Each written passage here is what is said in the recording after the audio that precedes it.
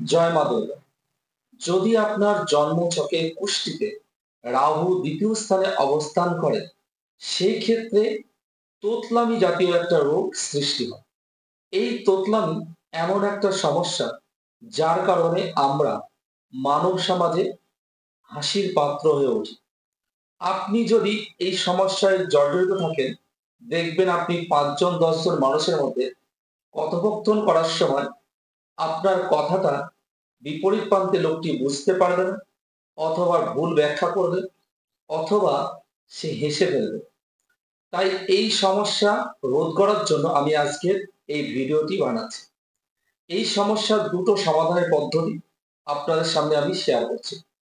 পদ্ধতি দুটো মন দিয়ে শুনুন। প্রথম পদ্ধতি, ব্রাহ্মী শাক।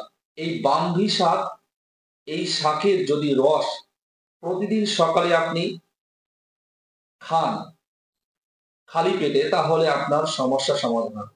পাশাপাশি আরেকটা পদ্ধতি বলছি, যদি আপনি ব্রাহ্মী শাক না জোগাড় করতে পারেন, ত্রিফলা, হরিতকি, বহেরা, আমলকি, এই তিনটি একত্রে মিক্সার গ্রাইন্ডারে মিক্সি করে তার সাথে হলুদ গুঁড়ো মিশিয়ে যদি প্রতিদিন সকালে ঠান্ডা জলে আপনি সেবন করেন, তাহলেও আপনার এই সমস্যার সমাধান হবে।